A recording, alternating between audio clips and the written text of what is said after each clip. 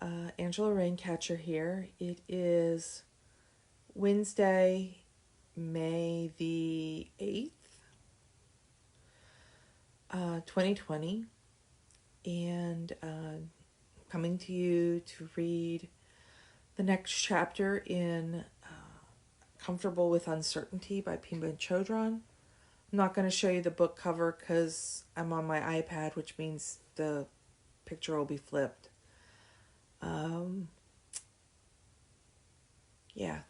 I think I'll just start right in today.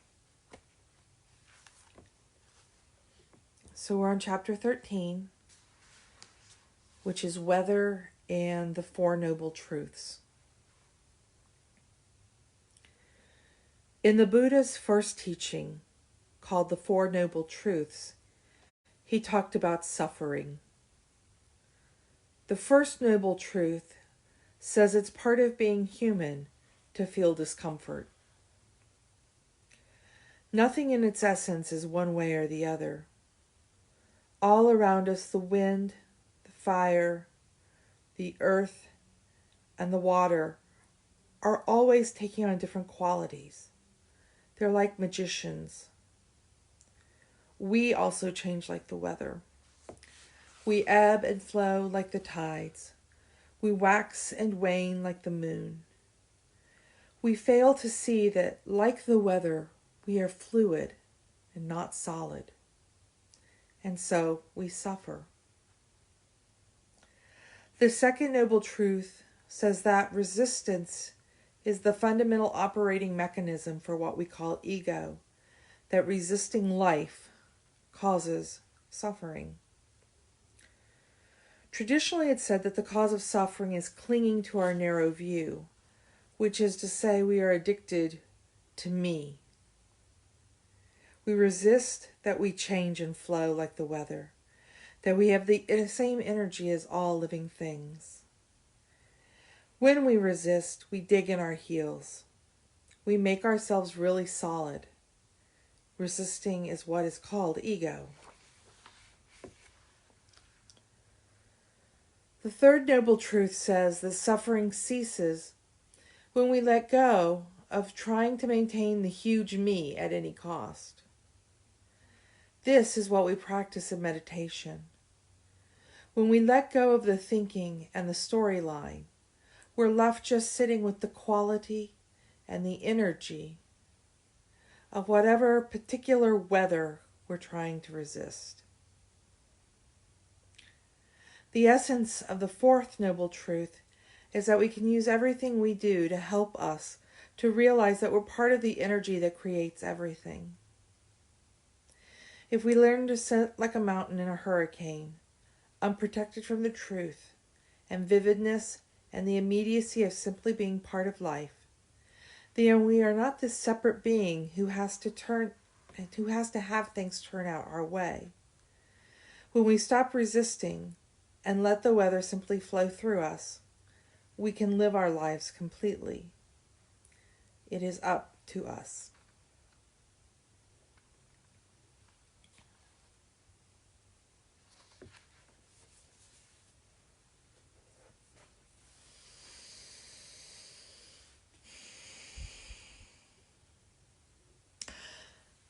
I remember when I was much younger and I first read the Buddhist first noble truth that they were talking about, which is, I think, usually encapsulated in as life is suffering. I rebelled against that with every part of my being. To me, that seemed as if to say, like, there's nothing you can do. Life is suffering. Get over yourself. And I had already had enough of suffering in my life. And my suffering wasn't that bad, but I mean, I couldn't imagine, when I was that young. And I'm talking like my teenage years.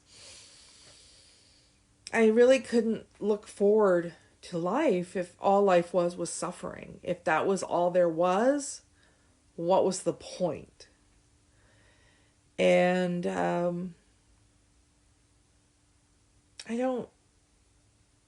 think that when I was thinking about life as suffering, and I think back on the reading we just had,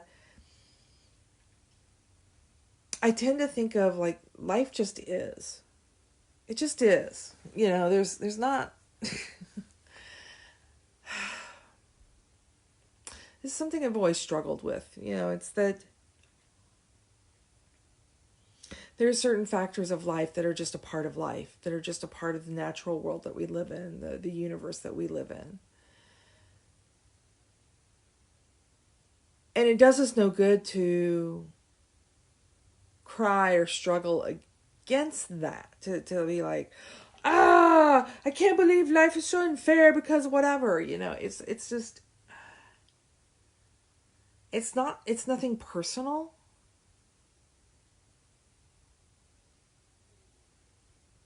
And yeah, fuck, it feels really personal. Like all of the things that we suffer with in this life, like they feel intensely personal.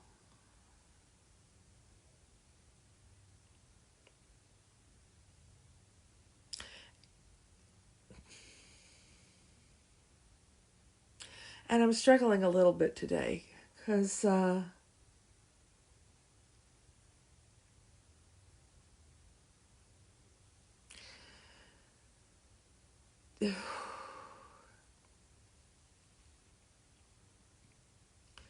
because really, right at this moment, what I want to do is curl up in bed and put the covers over my head.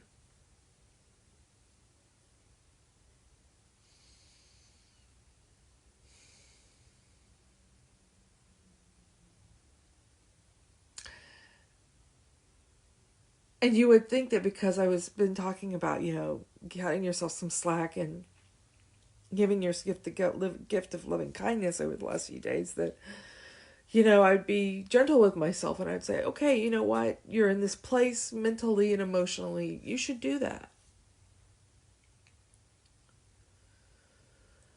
And and instead, there's this voice in my head that's like, but you have work to do. You know, the people who pay you money to do your job, they're expecting you to do your job.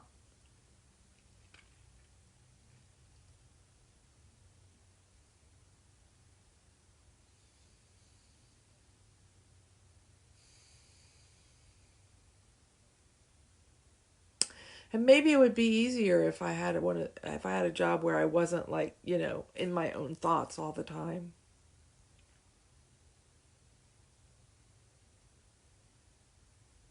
And now I feel like I'm just sitting in front of a video camera, self-indulgently, emotionally wanking off in front of people. And see, this is exactly the kind of this is exactly the kind of thing that we've been talking about not doing. These are the thoughts that pop up into our heads.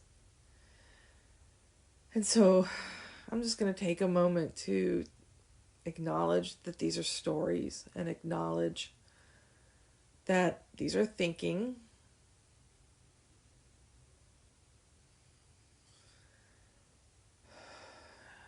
And I'm going to just be with how I'm feeling right now. And give myself the gift of loving kindness. And it's okay to feel this way.